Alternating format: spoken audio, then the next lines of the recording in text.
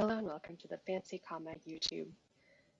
Today I am here talking about another one of doing another ramble as requested by Liz, this time on the topic of burnout. So I said on Twitter that there's a number of things I could talk for 30 minutes about with no preparation, and those things include public relations lessons from the Kardashians, neuroscience, the ways that politics can inform science communication, burnout, and communication strategy. And today I'm talking about burnout.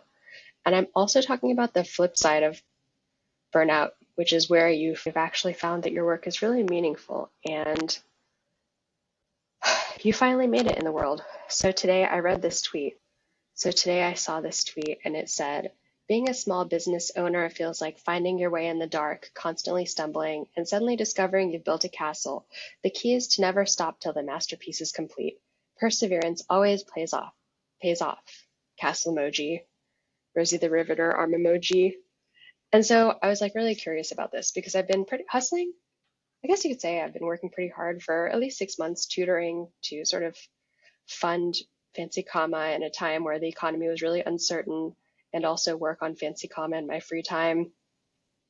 I actually realized the other day, like I went into some amount of business debt. So I went into probably like $30,000 or $40,000 of business debt in the pandemic. And a lot of it was actually due to burnout because in the height of the pandemic, when I had to do work for my clients, I had worked so much, literally every single day for 3 years. Like I'm not even joking, that I actually couldn't do work anymore. Sometimes I just crawled up under my desk and cried. So, but I'm way past that. And then once I reached that stage of burnout, I was like, well, I'm not going to do that anymore. I'm going to um, just like not work as much because like we don't have to work as like every moment of our working lives. Like we are not robots. We were designed to actually do fun stuff sometimes, which I apparently completely forgot in the middle of the pandemic because I was so focused on trying to help everyone understand science. The other day I woke up and I was like, actually, I only have like two, so I have like a $3,000 business loan, and I actually like paid it off. So I was like, I almost have paid it off, and I have a plan to pay it off by April. So then I'm like, well, at the point where Fancy Comma doesn't have any more business debt anymore, it's like actually successful. Then it's like, what am I supposed to do now? Like, I have no idea. Like, am I supposed to?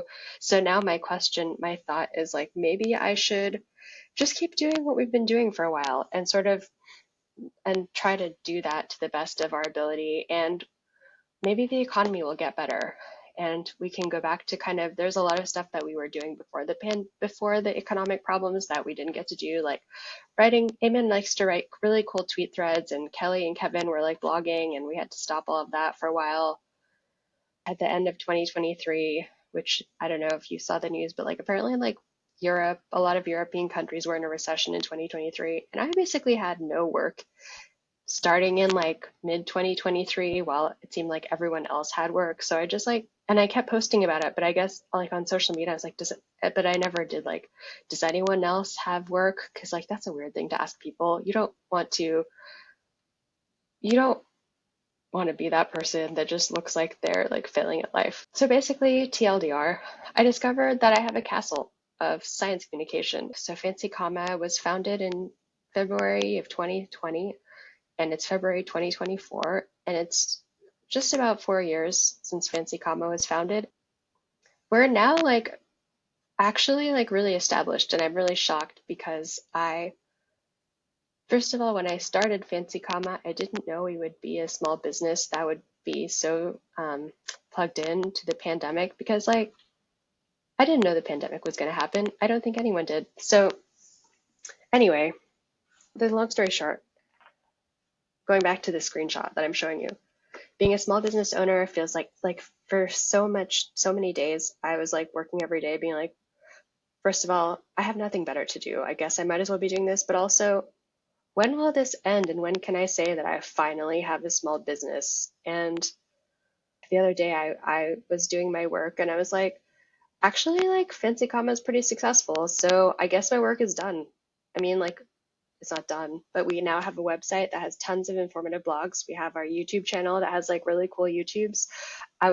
We have our clients that actually are really interested in the educational aspect of Fancy Comma and the fact that we train and mentor science communicators so that all scientists can be really good science communicators.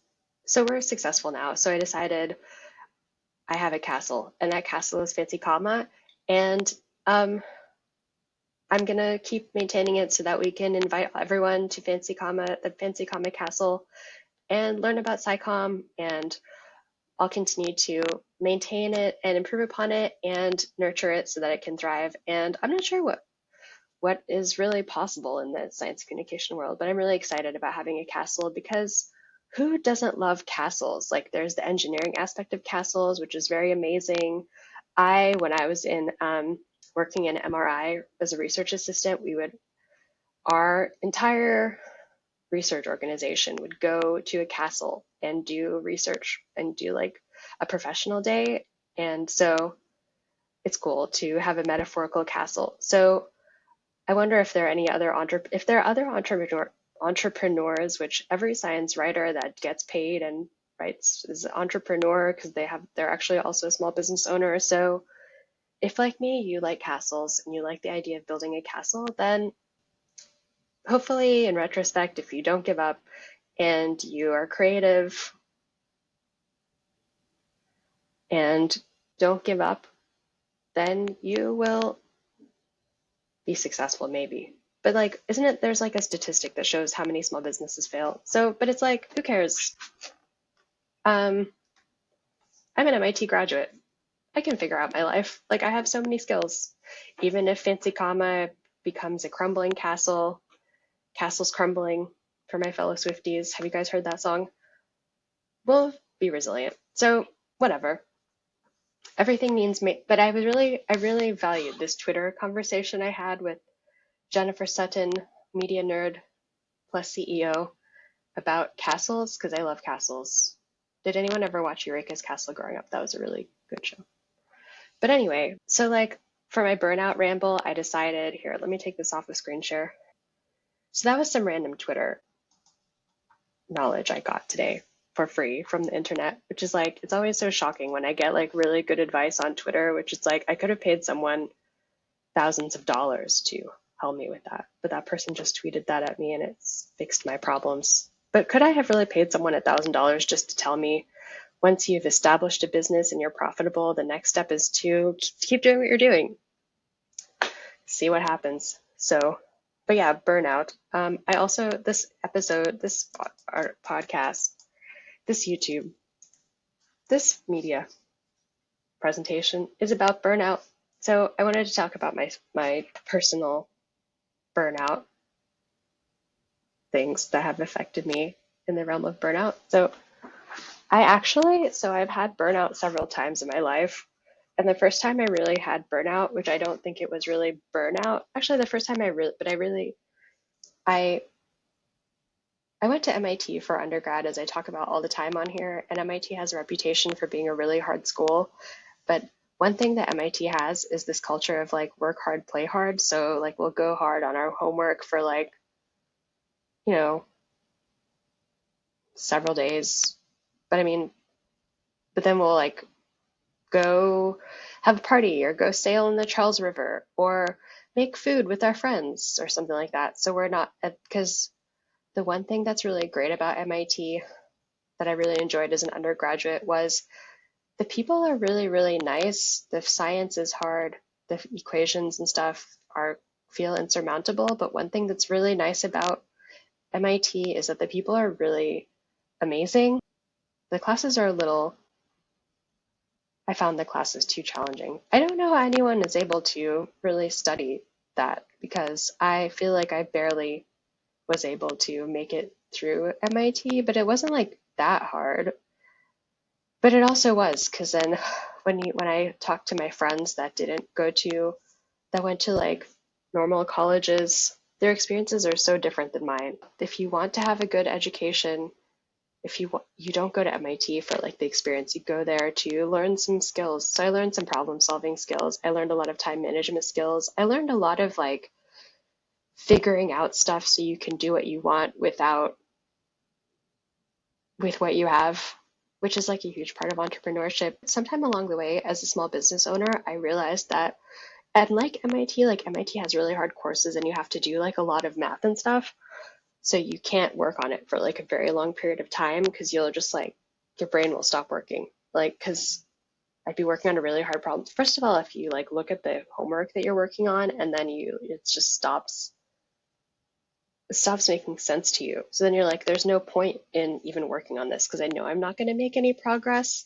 So, but like with fancy comma, with writing, you can write day and night and it's not cognitively taxing. It just takes time. And so I thought that was really cool when I discovered that I could just work nonstop because I don't, but mostly the reason was because maybe I should start my story of burnout by telling you how Fancy Comma came into existence and what. So in 2017, I really, really, really wanted to work on Capitol Hill. So I applied for some internships and I got some offers and I accepted one. I got an offer from a Republican office and I got an offer from a Democrat office, and I didn't have money at the time to accept the Republican office, but I really wish I could have worked there because it was a really cool office. And there was also a Democrat office that was also a very cool office, and both very heavily into science and technology. So I was like, so when I got an offer to work in Congress it was like end of 2016 actually. Yeah, end of 2016, not end of 2017. I was like really excited. And so I literally packed up all my belongings, which was like 7 boxes at that point.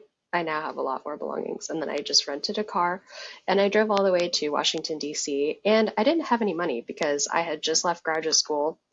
I had just, I didn't have any savings because I was a research assistant for 3 years after college. And I had like a bit of a 401k, but you don't get to use your 401k when you graduate, when you're that young. And then there's no such thing as a retirement plan, or even like my parents used to give me money to be able to, so I could afford um, having an apartment at Georgetown. So I didn't have any savings. So I ended up and I didn't have a place to live in Washington. So I reserved a hotel for like, I was like, I guess I'll stay here for like a week, and I put on my credit card.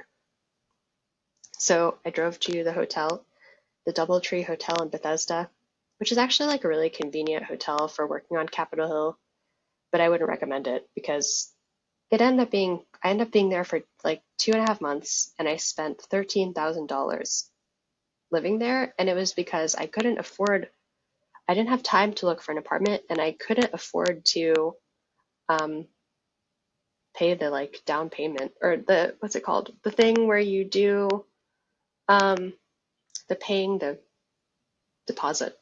Because that would be like a very large sum of like hundreds of dollars. And as an intern, you don't get paid. I didn't have a way to do freelancing as an intern because interning is full time. And although I think I was working like 4 days a week, and then at some point they were like, actually, we want you to come in 3 days a week because I had to write. Because I was very efficient. I wrote a training manual for the interns, not only for my office, or I didn't write it, but I like compiled it and edited it because I was already a writer by that point. And I did a lot of legislative analysis, which that was my dream, was to go work on Capitol Hill and be among all the people nerding out about law and everything. So that was really fun. And if you guys want to hear more about working on Capitol Hill, feel free to ask me some questions in the comments or on our social media, Instagram at Fancy Comma, Twitter at Fancy Comma, and I'd be happy to do like a Q&A. It's been a while since I worked in Congress, but I actually did go back again because so the story, the way that this relates to my burnout is I went into debt $13,000 to achieve my dream of working on Capitol Hill, which I had tried to work on Capitol Hill in college. I applied to the House Science and Space Committee? back then it was like this web form that you like clicked on it and you like, it was like in the late early 2000s. And it was like back in the day where nothing was fancy. It was just like text. And I don't think the form submitted properly. So I kept submitting it and like maybe they got my application, maybe they didn't, but I did literally click the button like a bajillion times. So they either got my application like 100 times or they didn't get my application at all. Hopefully they didn't. I don't know which was which, but I applied a couple times. I think I applied on paper as well. So I went into debt, $13,000. It was worth it. It was because then, but then after I got back from that, I was like, oh crap, now I have $13,000 of debt. And it was credit card debt, which has interest as now by now in this in this time of the economy where our interest rates are so high, we all know about like the crushing debt of interest and how hard it is to pay back something when you have it on your credit card. And unfortunately, and maybe fortunately, that's a lesson that I learned.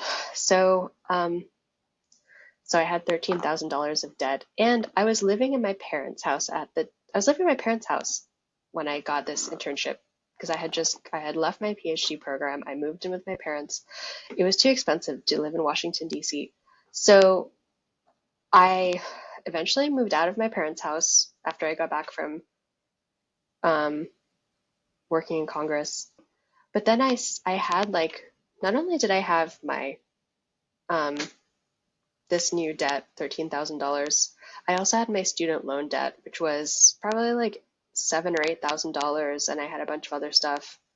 Well, those are my two main debts. But like when you're working as a freelance writer and you're just starting out and you uh, it was really hard to pay for everything, but it wasn't at the same time. I don't remember where my debt got. Oh, okay. So that wasn't the reason I went and got, that wasn't the real reason I got serious about my freelancing. So the real time that I actually, so when I founded Fancy Comma, I spent like $5,000 on different things like getting an office, getting stuff for Fancy Comma, getting furniture for my office, and then I had to hire staff. But the thing about that was after I worked in Congress, I told all my clients, hey, I've worked in Congress, and I decided I would use that as one of my skills as a freelancer. And my dream, which I am finally starting to work on, my dream is to work on legislative documents that are adjacent to the legislative system. So I'm finally starting to do that. And I did that by telling everyone, because I went into so much debt, I was like, I guess I'll just tell everyone that I worked in Congress and I'll just like make that to my benefit. So I did that. And actually, like some people would like read my profile and they would be like, hey, I saw that you worked in Congress. And then they would like hire me based off of that. So, um, but yeah, but then in the pandemic, so the pandemic started in like March. So I had just moved into my office at that point, and I didn't work from home in the pandemic at all um because I just didn't, because I had an office and I was technically an essential worker because I did health and science communications, and that was really important in the pandemic. So when they had the like shutdown things, I checked the list and it was like, because I was working with the Patient Safety Movement Foundation, and they're basically a medical group, and they were actually really busy in the early days of the pandemic, and I could barely ever get a hold of them. But I did like a good 2 years of work with them, and they were really happy with my work, and I learned a lot about patient safety. And so that I think I didn't really see many people talk about patient safety in the pandemic, but now that the pandemic's happened, it's amazing how many people are actually talking about patient safety. And the person that founded Patient Safety Movement Foundation currently advises Joe Biden on the office of the PCAST, President's Council of Advisors in Science and Technology.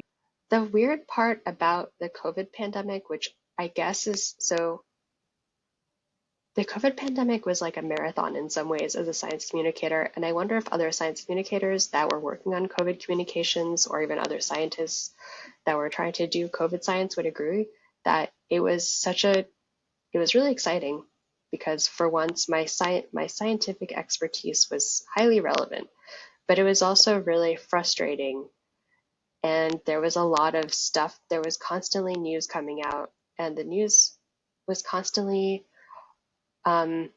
sometimes the news was reported wrong. Sometimes the news was very scientifically complex and no one could understand it. And so then me and other science communicators would try to explain it to people. So we at Fancy Comic came up with a series of explainers about the different COVID vaccines, and we posted them on our blog because that was my idea. That like I was like, well, now that all these vaccines are in development, like surely like the New York Times or something will just write some explainers about these vaccines and put them on their website, right? And then they didn't. So I just created my own. And actually, I'm pretty sure that our explainers were the first explainers out there about like COVID science, because there wasn't like a unified place to find information on COVID, because I don't know why. Like, why didn't they have like the NIH should have had like a emerging updates page where it's just like, here's why you should be hopeful about COVID or something. But it's kind of like a moot point now, because now that we have these vaccines that can be adapted, mRNA vaccines, they can be adapted for anything. So now the challenge is trying to get people to accept something that, I mean, I don't know, what is the challenge now? Like, because on one hand, if you ask scientists, they will say it's, well, because no one wants to get the COVID vaccines because they think that like the mRNA like gives you 5G capability or something. Or if you ask someone else, they might have a completely different answer. So then it's like, maybe those groups should just be talking to each other. Scientists should be talking to society. Society should be talking to scientists. Scientists shouldn't just be talking to like whoever writes those really good articles at The Atlantic. Catherine Wu is currently someone that writes really good articles at The Atlantic and honestly is my role model. And I think I've told her that she is my role model, like on Twitter. Like, I'm not really friends with her. When you have a skill, maybe this doesn't, but like, for example, let's say this is my favorite example of like people and like, so the reason I'm telling you this is to tell you how I got burnout, which is I got burnout because I would go to every day. I had work like every single day. Like I almost made six figures. Like in 2020, I made like $80,000. But that wasn't the money that I got. It was that I took out of, that was the um, revenue. So like, for your balance sheet as a small business owner, you have how much everything costs to run your business, and then you have your expenses. Wait, which are your expenses? And then you have how much money you get. So let's say you get like $80,000, but then your expenses are like $40,000 because like we're starting our blog at that time. We're doing work. Kelly and Kevin and I were working together to basically build Fancy Comma and like do all the different stuff for it. So it was like a lot of work. But like, what was I saying? I forget what I was saying now. So a way to get burnout. Here's a good way. So here's how I got burnout. Every day, first of all, there was nothing to do. The only thing you could do was stay. So I had cable in my office. So I watched the news every day. I'm kind of a news addict. I really like watching the news and being informed. So it was kind of like fun in a way, because it also the pandemic reminded me of MIT, like when we were stuck in our rooms. I would always be like in my room being like, I wish I could go into Boston right now, but I have to work on this stupid problem set. So, and I sort of had that feeling again, like, oh, the world is so exciting. Why can't I go outside? Because I have to do work, and because I was starting a business and I had so much work to do, like a lot of work to do. Because like the vision that I had for Fancy Comma, which is finally realized and actually like a lot better than I had imagined, is this idea of like a science communications company that also teaches people about science communications so that we have less work. As I explained to my client today, I was like, I'm training science communicators so that I have less work so I can do stuff I love. No, that's not what I said. So I can have less work, because there's a lot involved in communicating science properly. But like, if you want to get burnout like me, I don't know if I will ever get burnout in that way again, because literally but it wasn't even like I loved working every single day, and I woke up every day and I was excited about helping everyone in the pandemic. And I didn't just write about COVID science. I wrote about how COVID science affects supply chain, event planning, like entertainment, artificial intelligence, like, because it changes the way that people package stuff, because you take people use AI, take people out of the equation, then they use the AI instead of just being in the like let's say you're like working at a center, the logistics supply chain, you have like a bunch of packages you have to fill. You could get a robot to do most of it, and then the people would be operating the robots. So it like changed everything, and then also created this the remote, everyone buying stuff online. So I wrote some white papers about that. I wrote a white paper about commercial real estate and big data, a lot of like AI. Um, so there was a lot. Oh man, we did so much important stuff in the pandemic at Fancy Comma, and I honestly like I got burnt out not because there was so much to do, because I really, one way to not get burnt out is to find your work, do work that you really find meaningful and feel like you're really making a difference. And I really feel like Fancy Comma did make a difference. We made a huge difference, I think, because like think about if we weren't, because not only do we had our blog, other people could like read our blog. We could also we served so many different clients. Once we did a thing where we wrote some blog articles to get some masks to donate to our local hospital. So, and everyone was doing that stuff because we all, I don't know if you've watched the interview I did with Under the Microscope, which is an African SciComm organization based in Kenya. And Stephanie, who's the founder of Under the Microscope, mentioned the idea of Ubuntu, which is like community. So we really approached it not from like a we're better than you because we know science perspective, which really is irritating to me. And I think scientists don't mean to do that, but we did it from like a here's some stuff we can do to help our fellow person, regardless of what their specific views are on like COVID science. Just the fact that we're experiencing COVID together. We did and I did so much random crap that I probably did not have to do. Like the day that I decided I would write a memo type thing for our local legislators and our governor about how to talk about COVID science. And some of our legislators actually read it. And like, did that really make a difference? I don't know. Would I have been really annoyed if I didn't write that? Yes. Was COVID still really bad in Oklahoma? Yes. But like that was the other problem. It's like other places there was like COVID wasn't as bad. So like I would be talking to journalists, and I was also gaining my journalism skills, and I'd be talking to them and they'd be like, oh yeah, COVID isn't that bad here. And then like COVID was like incredibly bad for like several months, to the point where I couldn't even go outside, or I couldn't even drive badly. I had to drive more safely because I knew that the hospitals were full. So I mean, like, there's tons of stories like that everywhere, and obviously in other countries it was also way worse. But it's just like, remember all of the hard work we did in the pandemic every day, despite like every single inconvenience that was just like utterly unbearable. Like, I think that as science communicators, we should really pat ourselves on the back and like, do I wish that I had better work-life balance in the pandemic so that I could have not been super burned out? Yes, but um actually, it was a really great time. Like I bought a car because I did so much explaining of COVID that I didn't expect Fancy Comment to be so relevant, and now we're really relevant. And I kind of, thanks to the pandemic and the shortcomings that we saw in communicating science, I feel like we're equipped to face those challenges in a way that's inclusive of everyone in society. So I don't know. I guess this wasn't like, but it's like, how much can you really say about burnout other than you have to be careful so you don't get burned out? Because if you really like, but there's ways you can avoid burnout. Like you could do something like one way to avoid burnout. So like the ways that I would normally avoid burnout were not really possible to do in the pandemic. Like some nights I didn't even really get that much sleep. None of us really got that much sleep. We kind of weren't like in our tip top shape, but that's like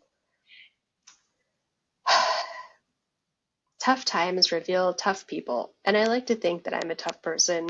And so even though I am really sad by the pandemic, and there was the work that science communicators did, and the fact that I don't think science communicators are even like taking the time to reflect on what they did in the pandemic and how much they helped people.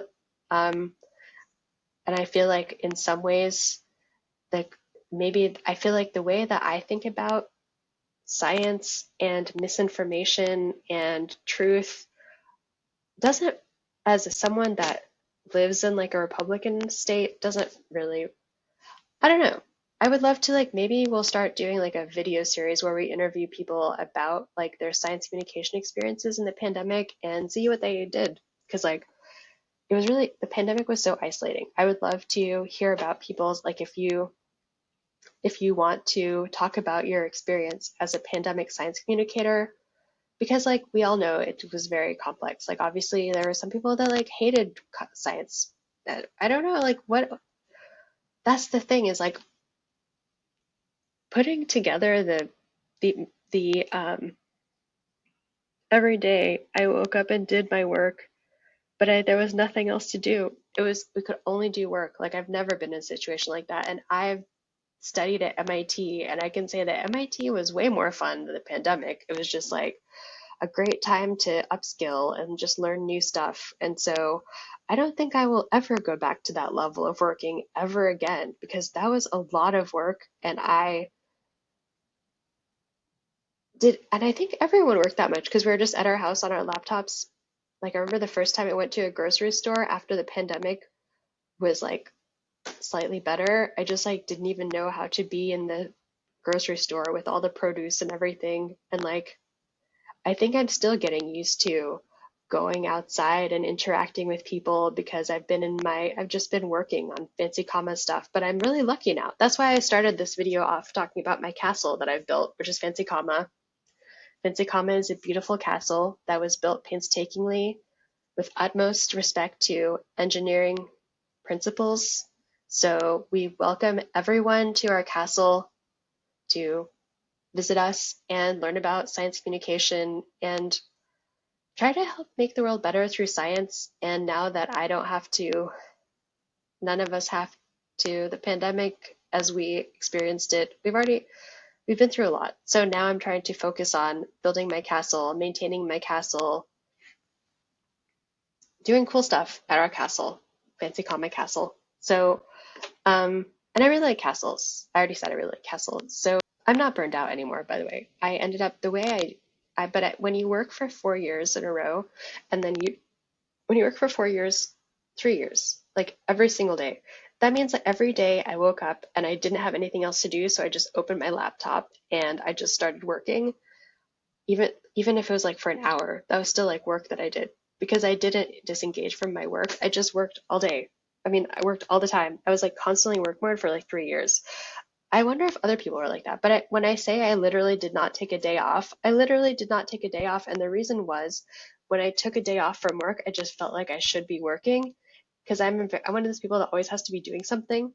So I still struggle with that. So that's my new thing is I'm trying to establishing the fancy comic castle, making time for like fun stuff. And I've heard that when you don't work so much, you get more creative. So like I had this like random idea today and I forget what it was, but it was like such a good idea. And I think it was because I forced myself to not work. So I'm looking forward to maintaining my castle. Thanks for visiting me in my castle. I hope you like castle metaphors because I love castles. So thanks for watching our video. Make sure to like this video if you liked it and share it with your friends. Invite your friends to come to the fancy comma castle with us. I mean, it has to have commas in it, but like, it's such a great metaphor. That person, media maven person that tweeted at me this morning was like really onto something because I think that is really a life-changing concept of like finally building something after so long and then like it's actually successful, like successful enough. Like I'm really excited about fancy comma and I'm really glad that I experienced burnout so I know what it is and so I never have to experience it ever again because I don't think humans were designed to live in that much isolation and I I enjoy people and like going outside and everything and I now I'm trying to figure out how to get back to doing all of that stuff. And I'm lucky too. The reason I didn't have work for most of 2023 was because the pandemic was not as bad. It got better here in the US. So I wasn't really complaining about that. So I had to do a bit of a pivot and that's why I got into education. And so now I teach people about English. And today I tutored a journalism student which was really incredible to me because I have never taken a journalism class and don't really consider myself to be a journalist, even though I am a byline journalist and I'm not just a written journalist, I'm also an audio journalist. And because I interview people here on my YouTube, I'm also like a video journalist. I'm like a multimedia journalist. And I was helping this person learn about trauma-informed reporting today. So I'm doing things that are really fulfilling and meaningful, and I'm really enjoying it. So if anyone else, if you're there's like the part about burnout is that it sucks because you have to pay your bills, but that if you get as a freelancer, you have to work to pay your bills because you don't get a salary. So if you don't work enough, then you don't get paid. But then when you get burnout, you can't work at all. Because I remember when I had burnout, I would just wake up and then I would just have this desire to not do anything. And I would just like not do things that I had scheduled. And then I just like couldn't function and I couldn't think and I didn't want to do anything and I didn't feel good. And the way to overcome burnout is actually by trying to overcome the inertia of just like being at home all the time or working or just always going to your office. I interviewed a lot of physicians working in, I wrote an article about physician burnout because that's a really huge problem and it even was even before the pandemic. And the way to overcome physician burnout is for physicians to do things that are valuable that recharge them. It's like spending time with their family, doing hobbies that they enjoy. So I actually had to learn some lessons from physicians, which I don't know if you know this, but physician suicide rate is just as high. It's like one of the highest suicide rates of like all professions. So burnout, one of the unfortunate side effects of burnout is like depression and all of the things like mood disturbances, trouble sleeping, getting sick all the time. Um, it's not a good feeling. And as a freelancer, because your money that you make is tied to your performance, you have to, um, honestly, that also required some budgeting, learning some budgeting skills. I had to learn how to budget. I had to learn how to, because if I learned how to budget, then I could make less and then I could just live off of that. So, but yeah, I actually have rambled for quite a while. So thanks for watching this video. I think I already thanked you earlier, but make sure to subscribe. Welcome to our castle now that we're successful. Um, and maybe we can like have tea together or something now that I live in a castle. Fancy comma, SciComm castle. So thanks for visiting me in my castle. I'll see you next time.